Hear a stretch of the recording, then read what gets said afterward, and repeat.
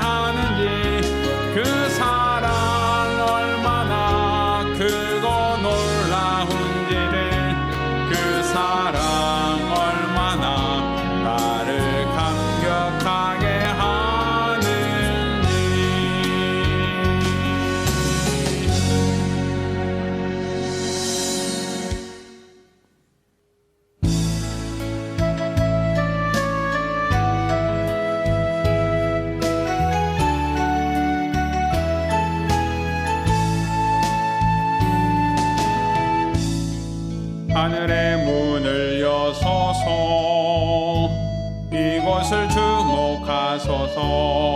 주를 향한 노래가 꺼지지 않으니 하늘을 열고 보소서. 이곳에 임재하소서. 주님을 기다립니다. 기도의 향기가 하늘에 닿으니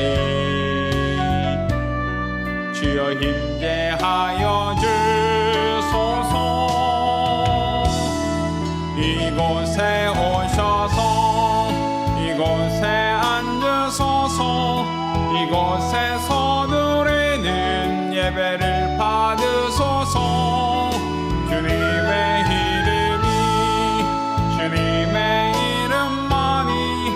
오직 주의 이름만 이곳에 있습니다. 이곳에 오셔서 이곳에 앉으소서. 이곳에서 누리는 예배를 받으소서. 주님의 이름만이 오직 주의 이름만 이곳에 있습니다.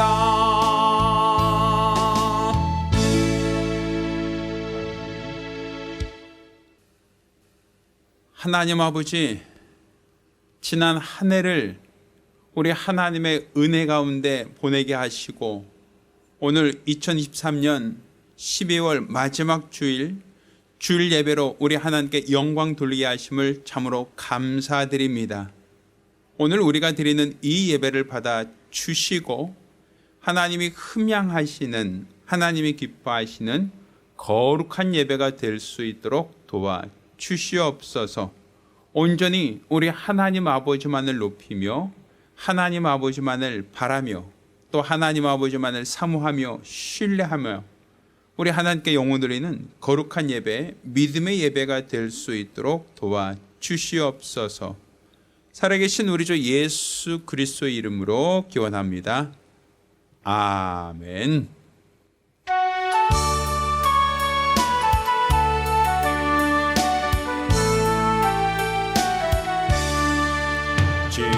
지금까지 지내온 것 주의 크신 은혜라 아니 없는 주의 사랑 어찌 이루 말하랴 자나깨나 주의 손이 항상 살펴주시고 모든 일을 주 안에서 형통하게 하시네 몸도 맘도 연약하나 새 힘 받아 살았네 물 붓듯이 부시는 주의 은혜 족하다 사랑 없는 거리에나 험한 산길에 맬 때 주의 손을 굳게 잡고 찬송하며 가리라 주님 다시 배울 날이 날로 다가와 무거운 짐 주께 맡겨 벗을 날도 멀잖네 나를 위해 예비하신 고향 집에 돌아가 아버지의 품 안에서 영원토록 살리라 아멘. 우리가 기도하겠습니다. 2023년 한 해를 되돌아보며 우리가 우리 하나님 앞에서 거짓되고 게을르고 연약했던 우리의 모든 과오를 자복하며 한 목소리로 참회 기도합니다. 은혜로우신 아버지 하나님, 우리가 우리 하나님 앞에 지난 한 해를 되돌아보았을 때 믿음으로 살지 못했던 것, 세상과 적당히 타협하며 살던 것, 우리 하나님 보실 때 가증하게 행하였던 우리 모든 과오와 어리석음과 연약함을 회개하고 또 자복하오니 우리 하나님께서 우리들의 죄를, 우리들의 허물을, 우리들의 어리석음과 연약함을 도말하여 주시기를 원합니다. 우리 하나님을 사랑한다 고백하면서도 하나님보다 세상을 더 사랑하였고 하나님 말씀대로 순종하며 살겠습니다 라고 고백하면서도 정작 하나님 말씀보다는 세상의 지식과 상식에 기초하여 판단하진 않았는지 우리가 우리 자신을 되돌아볼 수 있도록 도와주시옵소서. 우리는 예수 그리스도의 공로로 말미암아 우리 하나님의 은혜를 힘입었다라고 하지만 내가 받은 은혜에 비례하여 하나님께 감사하였는지 내가 받은 그 사랑과 은총에 비례하여 우리 하나님께 믿음을 갖고 있었는지 정직하게 우리 자신을 되돌아볼 수 있도록 도와주시옵시사. 진실로 우리 하나님이 받으시는, 하나님이 기뻐하시는 거룩한 예배를 드리기를 원합니다. 믿음으로 들으시는 거룩한 시간, 은혜의 시간, 능력의 시간들이 되어지기를 원하오니 우리 하나님께서 친히 주장하시고 축복하여 주시옵소서. 우리 안에 있는 모든 더러운 것, 우리 안에 있는 모든 연약한 것, 또 우리 안에 있는 모든 패역한 것들을 내려놓고 우리 하나님의 은혜를 구하고 하나님의 능력을 구하며 하나님의 은사와 궁율과 권능을 구하며 살기를 원합니다. 우리 하나님께서 영광 받아 주시옵시고 우리 주 예수 이름을 나타내고 드러내기를 원하오니 믿음 안에 붙들려 귀하게 쓰임받고 사용되어지기를 원하오니 역사하여 주시옵소서. 아멘.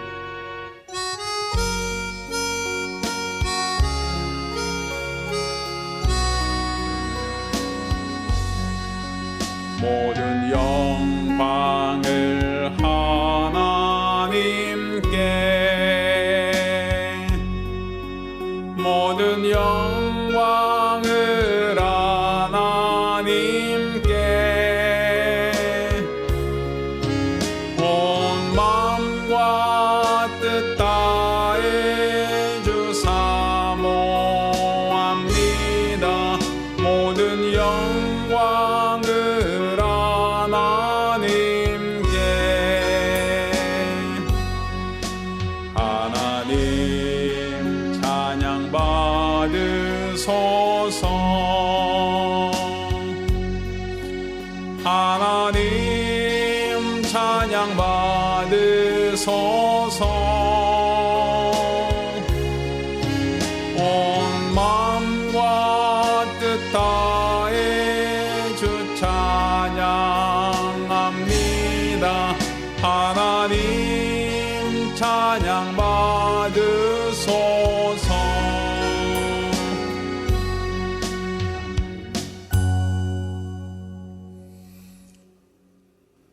은혜로우신 아버지 하나님, 지난 한 해를 되돌아보며 우리 하나님의 도우심과 인도하심에 감사드립니다.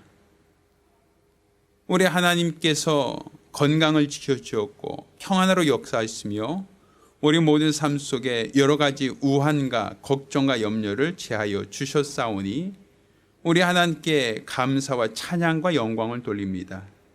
특별히 오늘 주 앞에 나올 때 믿음으로 예물 드려 주께 대한 우리의 믿음을 고백하고 감사하였사오니 오늘 드려진 모든 예물을 받아 주시옵소서. 수입의 10분의 1을 구별하여 예물 드린 손길을 복 주시고 매주간 혹은 월간 작정함으로 예물 드린 손길을 복 주시기를 원합니다. 또 주께 받은 바 그 은혜를 감사하며 감사드린 자를 복 주시고 또 우리 하나님께 선거 예물 드린 자를 기억하사 하나님께서 큰 은혜로 채워주시고 저들이 전도자가 받는 상을 받게 하여 주시옵소서. 이같이 연복해 감사함을 염원 모든 자들 하나님이 기억하시고 큰 은혜를 더하여 주시옵소서. 살아계신 우리 주 예수 그리스도의 이름으로 축복하며 기도합니다. 아멘. 오늘 주 앞에 감사하며 예물 드린 우리 모든 성도들과 가정들마다 우리 하나님의 신령한 복과 은혜 있기를 예수 이름으로 축원합니다. 할렐루야.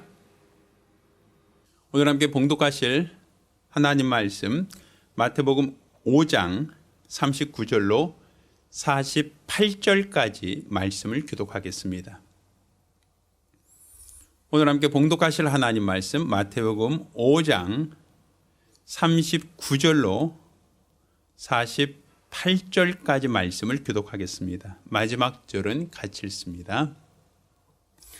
나는 너에게 이르노니 악한 자를 대적지 말라. 누구든지 내 오른뺨을 치거든 왼뺨도 돌려대며 또 너를 송사하여 속옷을 가지고자 하는 자에게 겉옷까지도 가지게 하며 또 누구든지 너로 억지로 오리를 가게 하거든 그 사람과 심리를 동행하고 내게 구하는 자에게 주며 내게 꾸고자 하는 자에게 거절하지 말라.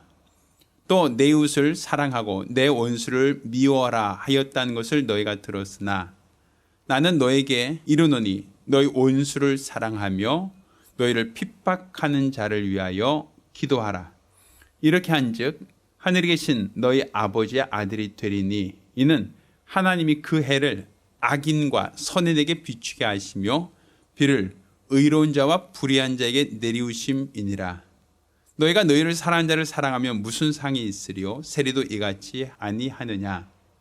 또 너희가 너희 형제에게만 무난하면 남보다 더 하는 것이 무엇이냐? 이방인들도 이같이 하느니라. 같이 읽습니다.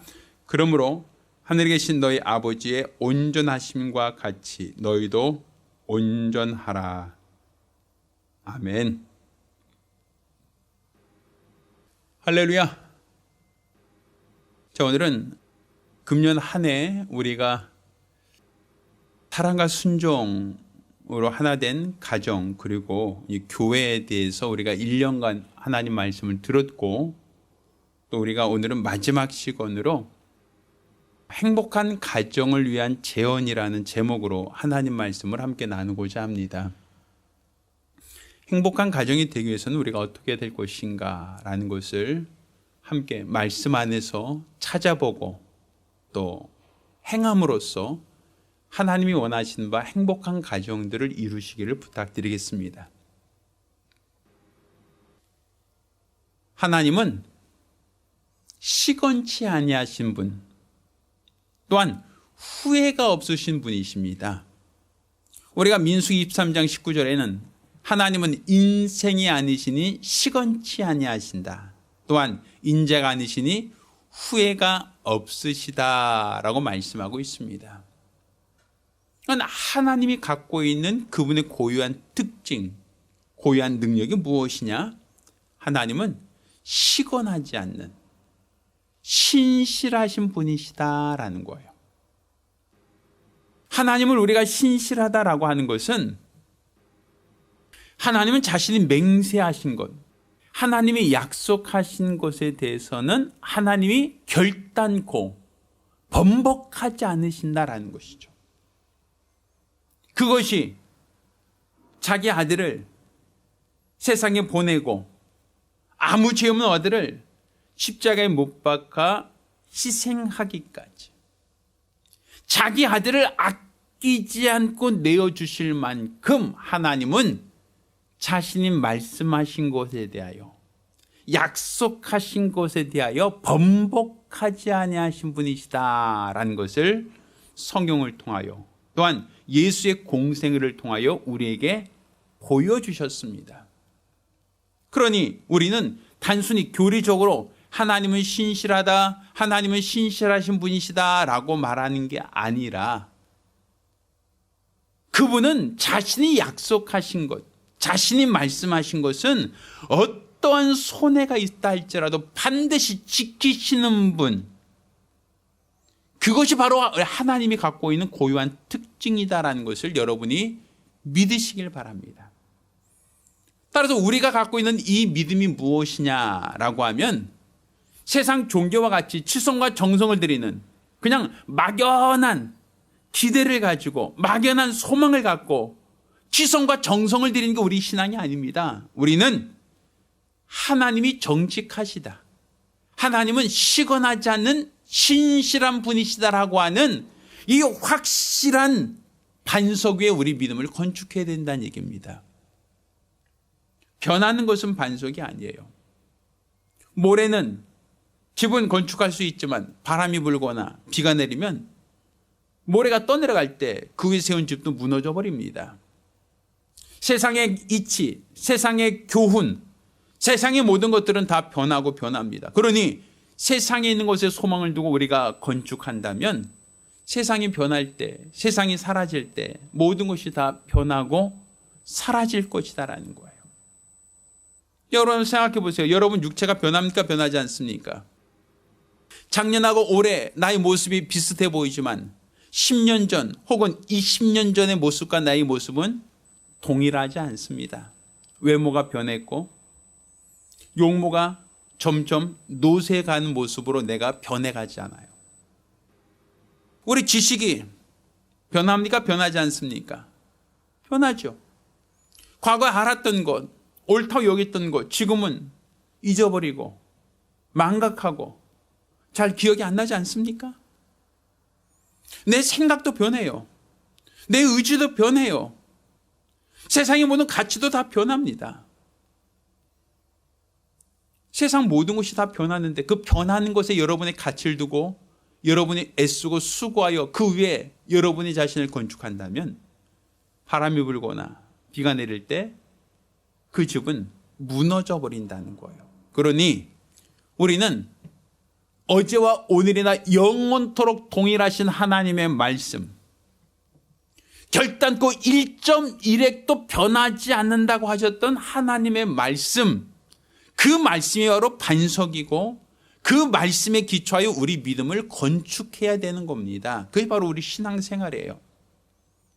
그러니 우리가 갖고 있는 이 신앙생활은 어떤 핍박이나 어떤 환난이나 어떤 곤고나 어떤 위협이나 칼이 있다 할지라도 결단코 변하지 않습니다. 그 이유는 반석이어 세워진 집과 같이 바로 우리의 믿음이 그렇게 견고하기 때문입니다. 신실하신 하나님께 기초한 우리의 믿음은 결단코 흔들리지 않는다라는 것이죠. 그래서 하나님께서도 역대하 16장 9절에 보면 여호와의 눈은 온 땅을 두루 감찰하사 전심으로 자기를 향하는 자를 위하여 능력을 베푸신다라고 표현하고 있는 거예요. 그러니까 여호와의 눈이 온 땅을 두루 감찰하신다는 것이죠. 그리고 자기를 향한 자, 하나님을 향한 자를 위하여 능력을 베푸신다라는 거예요. 그러니 우리가 지금 하나님의 신실하신 말씀에 기초한 믿음을 갖고 있다면 하나님께서 그와 같은 자, 신실한 자, 그와 같은 자를 찾으시고 그에게 하나님의 은총을 더하여 주실 것이다라는 거예요. 그러니 성경에서 말하는 신실한 자, 하나님이 찾으신 신실한 자는 단순히 세상에서 정직한 사람이다라는 의미가 아니에요. 이 신실하다라고 하는 것은 어떤 의지가 강한 사람, 법 없이도 살 사람, 그런 사람을 신실하다고 말하지 않아요. 하나님이 두루 찾으시는 신실한 사람은 하나님의 말씀에 기초한 믿음을 갖고 있는 사람이에요. 아브라함처럼 하나님이 약속하신 그 약속을 끝까지 부여잡되 100세가 되어 이제는 더 이상 소망이 다 끊어졌음에도 불구하고 하나님이 그를 통하여 복을 주시겠다라고 하는 말씀, 내 자손을 하늘의 무별처럼 바다의 많은 모래처럼 많은 자손을 주리라고 하는 그 약속의 말씀을 끝까지 부정하지 않고 의심하지 않고 믿었을 때 하나님은 아브라함을 신실한 자로 인정하시고 믿음의 조상으로 삼으셨던 겁니다. 그러니 우리가 지금 하나님 앞에서 가져야 될 믿음이 무엇인가? 우리가 지금 어떠한 믿음을 가져야 될 것이냐? 그것은 하나님의 말씀에 기초한 믿음을 가져야 한다는 거예요. 자, 여러분 주먹 쥐고 한번 외쳐봅시다. 하나님의 말씀에 기초한 믿음을 갖자. 시작. 하나님의 말씀에 기초한 믿음을 갖자. 하나님 말씀에 기초한 믿음을 갖자. 한 번 더. 하나님 말씀에 기초한 믿음을 갖자. 바로 그와 같은 자가 하나님 보실 때 신실하다라고 말하는 거예요. 많은 사람들이 하나님 말씀대로 살겠습니다, 하나님 말씀에 순종하겠습니다 라고 하는 고백을 합니다. 가정집마다 표구를 만들어 놓고 하나님 말씀을 기억하고 또 그 말씀을 주목하고는 있습니다. 그런데 많은 사람들이 하나님 말씀 가운데 복 주신다는 말씀, 하나님 말씀 가운데 우리와 함께 하겠다는 말씀, 내가 너를 도와주겠다는 말씀, 어느 곳에 가든지 내가 너와 함께 하겠다라는 그 말씀에는 용기를 갖고 그 말씀을 붙들고 의지하고자 합니다. 그런데 그 말씀이 나에게 불리할 때, 그 말씀대로 사는 것이 나에게 손해가 될 때, 그 말씀대로 살려면 내가 많은 것을 희생하거나 양보해야 한다라고 할 때는 갈등을 느낀단 말이에요. 하나님 말씀 가운데 내가 들어서 좋은 말씀, 내가 들었을 때 위로가 되는 말씀, 내가 들었을 때 격려가 되는 말씀은 끝까지 붙들고 하나님 감사합니다라며 그 말씀을 암송하지만 그 말씀 가운데 나의 희생이 요구되어지고 나의 헌신이 요구되어지고 내가 그것 때문에 많은 희생과 많은 손해를 본다라고 할 때는 그것을 우리는 주저한단 말이에요. 아, 그건 힘들겠다, 그것은 어렵겠다라는 것이죠. 그러니까 우리가 하나님을 믿는다라고 하면서도 하나님을 믿습니다라고 하면서도 그 말씀대로 사는 것이, 그 말씀대로 따르는 것이 쉽게 생각되지 않거든요. 근데 우리가 분명히 알아야 될 것은 우리가 하나님 앞에 인정을 받는다, 하나님 앞에 신뢰를 받는다는 것은 하나님 율법의 1.1획도 폐하여지지 않는 것처럼 하나님 말씀은 내가 취사 선택해서 이거는 좋은 말씀, 이거는 좀 불편한 말씀, 이건 지키는 말씀, 이것은 내가 거북한 말씀, 이렇게 내가 골라서 편식하듯이 듣는 말씀이 아니라는 거예요. 그 말씀이 내게 손해가 될 수 있고, 그 말씀이 나에게 도전이 될 수 있고, 그 말씀이 나에게 큰 위기가 될 수 있다 할지라도 그 말씀에 끝까지 순종하는 것, 그 말씀에 권위를 두고 그 말씀을 따르는 것, 이게 바로 우리가 가져야 될 믿음이고, 하나님은 그와 같은 믿음을 갖고 있는 사람을 신실하다라고 인정하시고 그와 같은 사람을 칭찬하신다는 사실을 우리가 알아야 합니다. 따라서 우리가 항상 하나님이 눈에 보이지 않지만 하나님 말씀을 대할 때 마치 하나님 앞에 있는 것처럼, 하나님이 직접 내게 명하시는 것처럼 우리는 마음을 다하고 성품 다하고 뜻을 다하고 힘을 다하여 주 너의 하나님을 사랑하라. 그냥 우리가 마음 내서 하나님 사랑하겠습니다라는 고백만 하라는 게 아니라 하나님의 말씀 앞에 마음을 다하세요, 성품을 다하세요, 뜻을 다하세요, 힘을 다하세요. 그리고 그 말씀대로 순종하려고 하시란 말이에요. 왜? 나의 말을 가지고 지키는 자라야 나를 사랑한다라고 하지 않았습니까? 그러니 하나님께 사랑합니다, 사랑합니다라는 고백만 하지 마시고 하나님 말씀을 가지고 지키는 것이 바로 하나님께 대한 사랑의 고백이고 사랑의 표현이니, 마음을 다하고 성품을 다하고 뜻을 다하고 힘을 다하여 주 너의 하나님을 사랑하라 하는 그 말씀은 다르게 표현한다면 마음을 다하고 성품 다하고 뜻을 다하고 힘을 다하여 하나님 말씀에 순종하라는 겁니다. 바로 그와 같은 자가 하나님을 사랑한 자고, 바로 그와 같은 자를 하나님은 기뻐하신다라는 것이죠. 저희 여러분 모두가 우리 하나님이 사랑하는 자, 하나님이 기뻐하시는 성도들이 되기를 예수 이름으로 부탁드립니다. 특별히 말씀을 취사 선택하지 말고 그 말씀이 나에게 감당하기 어렵다 하더라도, 그 말씀은 내가 순종하는 것이 불편하다 할지라도, 내 감정과 내 생각과 맞지 않는다 할지라도 하나님 말씀에 권을 두고 끝까지 말씀에 순종할 수 있는 성도들이 되기를 예수 이름으로 부탁드립니다. 자, 우리 하나님께서 이와 같이 말씀하세요. 우리 하나님께서는 이 가정이라는 것 하나님 만드셨어요. 아담을 만드시고 돕는 배필을 지으시지 않았습니까? 독초하는 거 좋지 못하다고 하여 돕는 배필로 지으셨어요. 그러니 이 가정이라고 하는 것은 하나님께서 정하신, 하나님께서 만드신 가장 가까운 하나 되어야 할 관계라고 볼 수 있는 거예요. 이 세상 모든 인류는 그 가정에서부터 시작된 거예요. 부부가 결혼해서 자녀를 낳으면 부모와 자녀의 관계가 생기고, 또 부모가 낳은 자녀와 자녀 사이가 형제가 됩니다.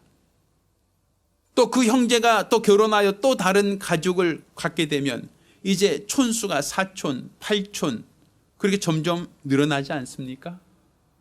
거기서부터 온 인류가 확산되고 퍼지는 거예요. 그러니 온 인류는 가정에서부터 시작된 거란 말입니다. 그러니 우리가 지금 하나님 말씀에 순종한다라고 할 때 그 순종은 가장 먼저 우리가 적용하고 가장 먼저 우리가 실천해야 될 그 대상이 누군가 하면 부부 사이에서부터 시작되는 거예요. 부부 사이에서부터 자녀가 출생하고 그 자녀들 사이에서 4촌이 8촌이 16촌이 이렇게 점점 이웃이 확산되어져 가듯 하나님의 말씀도 가장 가까운 부부에서부터 말씀이 순종되어지고, 또 부부가 서로 말씀에 순종하는 모습이 자손들에게 유산이 되어 자손들 역시 부모를 따라서 그 말씀대로 살아가고, 또 부모가 가졌던 그 믿음을 자손들이 똑같이 행할 때 자손이 자손에게 또 다른 자손에게 퍼져나가다 보면 그것이 온 이웃들에게도 하나님 말씀이 퍼져나가게 되는 분명한 시발점이 된다는 거예요. 자, 오늘 우리가 읽는 본문을 한번 돌아보겠습니다. 자, 오늘 본문의 39절 이와 같이 시작합니다. 나는 너에게 이르노니 악한 자를 대적지 말라. 누구든지 내 오른뺨을 치거든 왼뺨도 돌려대라고 말씀하시죠. 아마 많이 들어본 말씀일 거예요. 누가 나에게 오른뺨을 때리면 왼뺨도 돌려대라고 하는 말씀. 누가 나에게 육체적 상해를 가했는데 내가 억울하죠. 내가 맞았는데 그 사람을 고소하고 고발하고 경찰에 넘기고 폭행죄로서 그 사람을 처벌받게 하는 것을 성경 말하는 것이 아니라 내 오른뺨을 맞거든 왼뺨도 돌려대라. 사실 우리가 일생생활하면서 하나님 말씀을 취사선택하면 안 되는데, 하나님 말씀을 편식하면 안 되는데, 이 말씀들 사는 건 정말 어렵습니다. 누가 날 때렸는데 여기 다시 한 번 더 때려주세요 라고 하긴 참 어렵잖아요. 그런데 이 말씀을 가장 가까운 부부관계에서부터 시작해 보자는 거예요. 돕는 배필로 주신 이 부부 사이에서 배우자로 인하여 내가 피해를 봤을 때, 그 배우자로 인하여 내가 해를 당했을 때, 그때 과연 나는 오른뺨 맞았을 때 왼뺨도 돌려댈 수 있겠느냐는 거예요. 배우자의 사이, 가장 가까운 사이에서 내가 피해를 당했어요. 내가 그 사람의 행위로 말미암아 내가 고통을 느꼈어요. 그 사람이 예뻐서, 그 사람이 좋아서가 아니라 주님이 하라 하셨으니까, 주님이 요구하셨으니까 내 오른뺨을 때린 자에게 왼뺨까지도 돌려댈 수 있는 것. 이 우리 주님이 원하시는, 우리 주님이 요구하시는 그런 모습 아니겠습니까? 또 성경이 이와 같이 얘기합니다.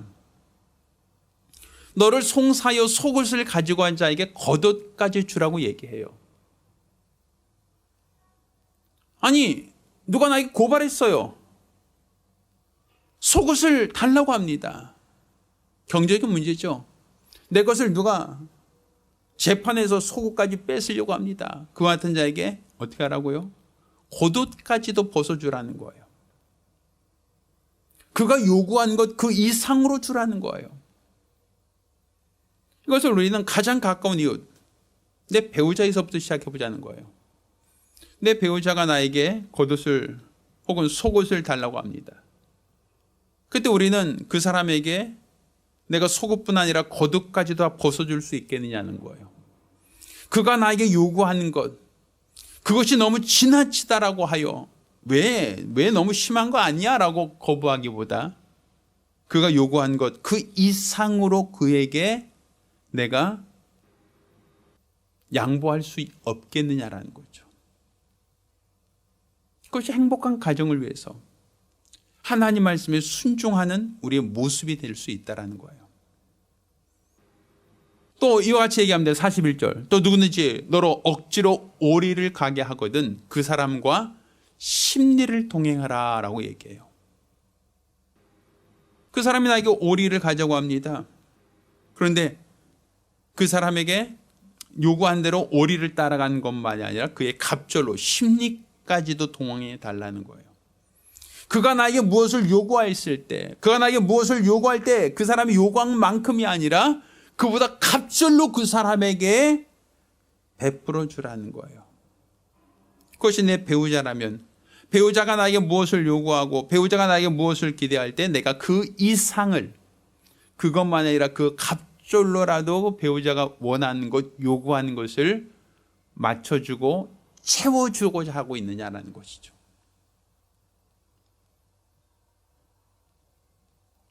자, 오늘 또 얘기합니다. 43절, 44절. 또 이웃을 사랑하고 내 원수를 미워하는 것을 내가 들었으나 나는 너에게 이르노니 너희 원수를 사랑하고 널 핍박하는 자를 위하여 기도하라라고 돼 있어요. 원수를 사랑하라는 거예요. 사실 배우자가 연애할 때는 좋아서 결혼하죠.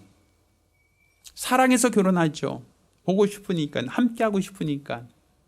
근데 살다 보면 성격이 다르고, 살다 보면 사고방식이 다르고, 살다 보면 여러 가지로 사람들은 부딪히게 되어 있어요.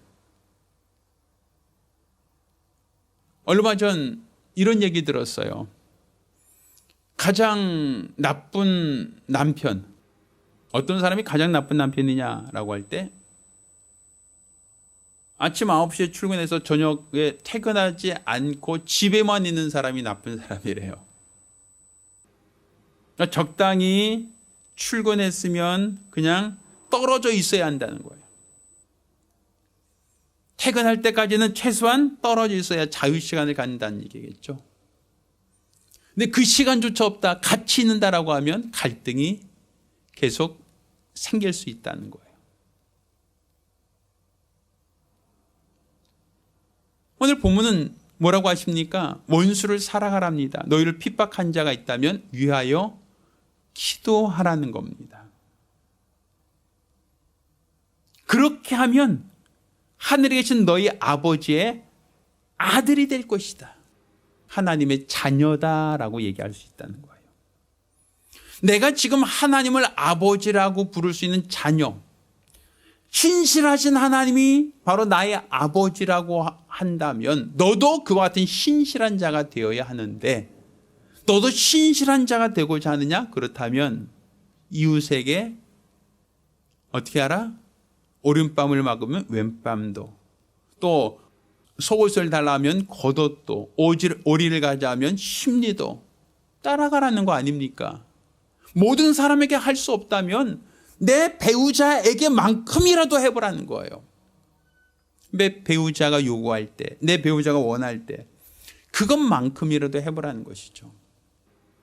저는 어떤 분이 주례를 할 때 이렇게 신랑과 신부 앞에서 이런 말을 한 적을 들은 적이 있어요.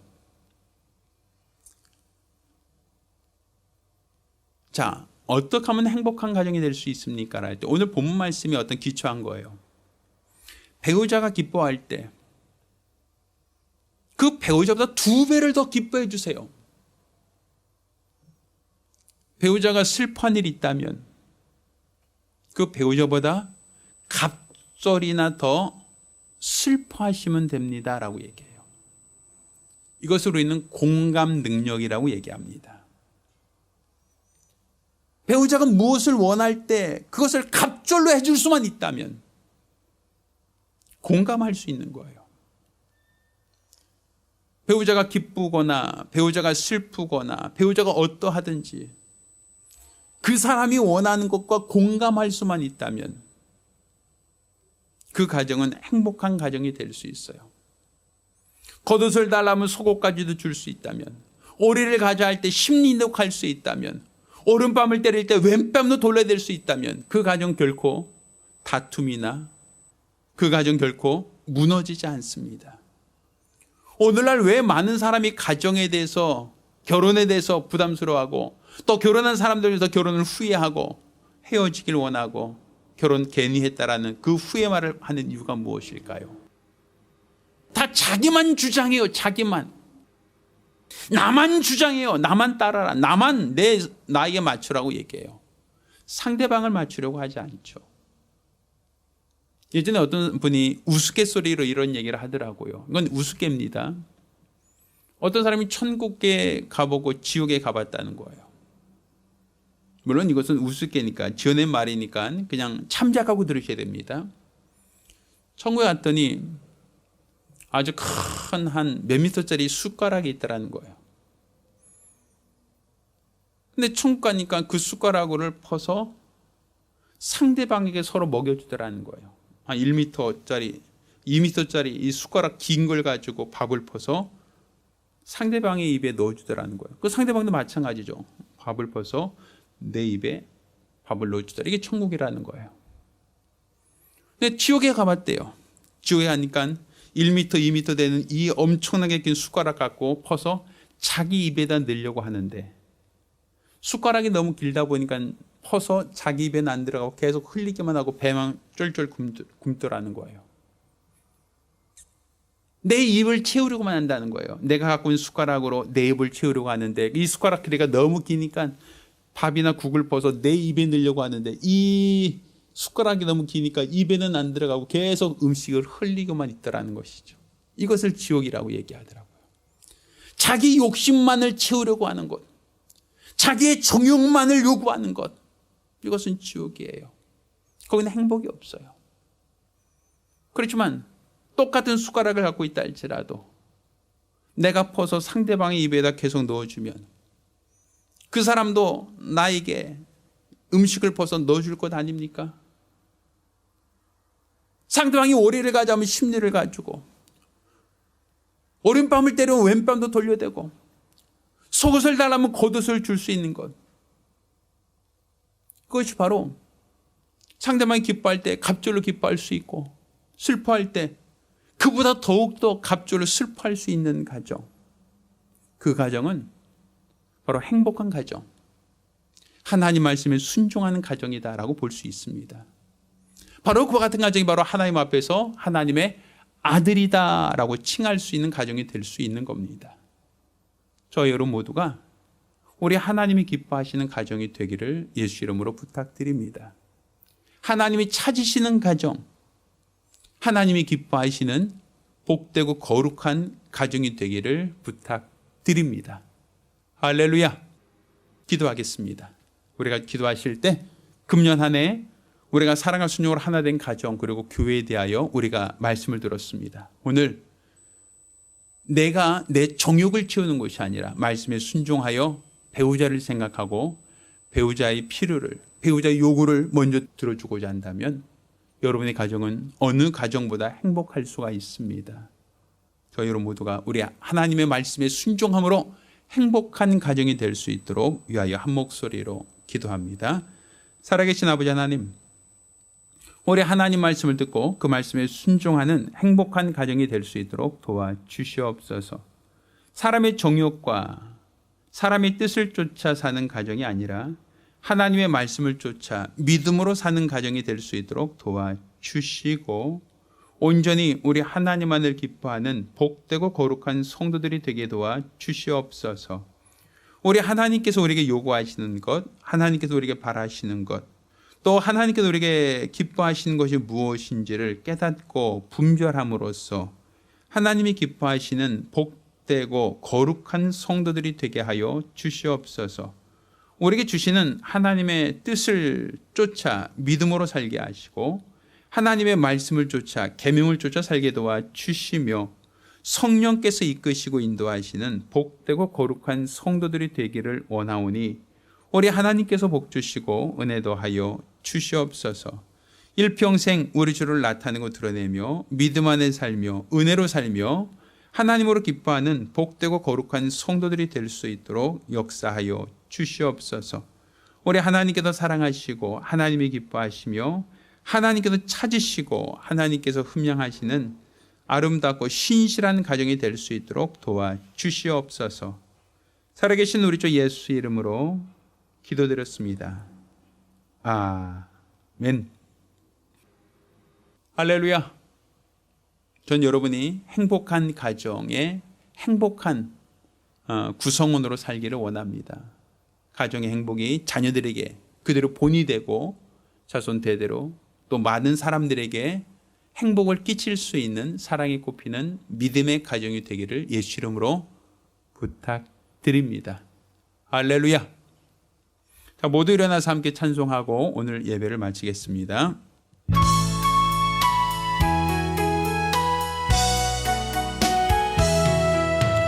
나 이제 주님의 새 생명 얻은 몸 옛것은 지나고 새 사람이로다.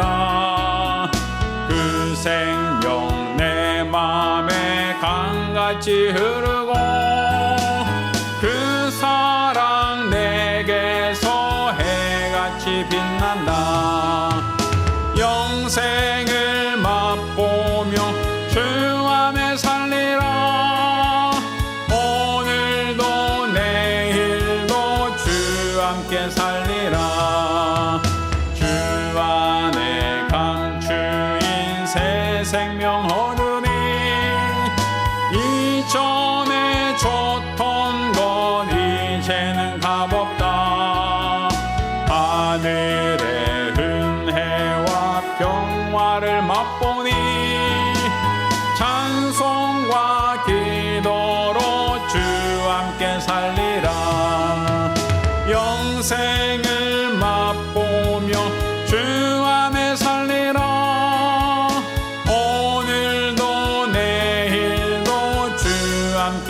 살리라.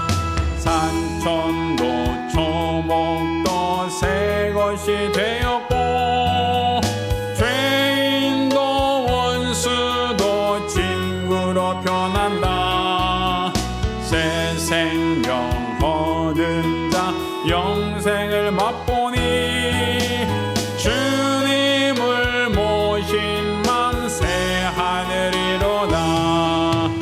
영생을 맛보며 주 안에 살리라. 오늘도 내일도 주 함께 살리라.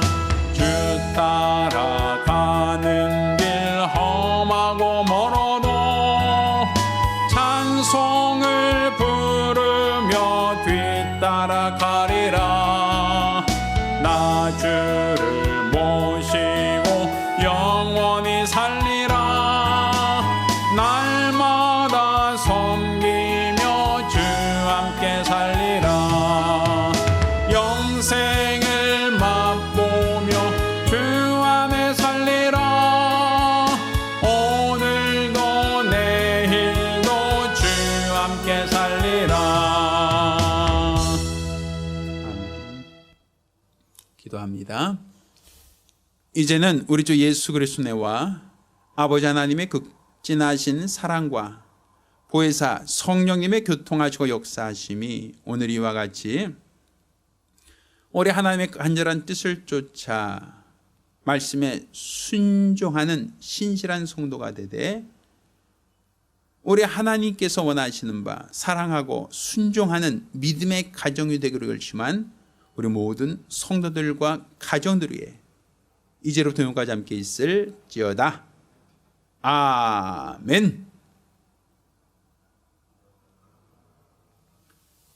할렐루야. 우리 하나님께 영광을 돌리겠습니다. 자, 오늘은 2023년도 12월 31일 마지막 예배입니다. 오늘 저녁 별도의 송구영신 예배 드리지 않고 오늘 주일 예배로 송구영신 예배를 대신한다라는 거 기억해 주시고요. 내일은 2024년도 1월 1일 신년 감사 예배를 드리겠습니다. 11시에 연합 예배로 드립니다. 많은 관심과 참여를 부탁드리겠습니다. 이상입니다. 감사합니다.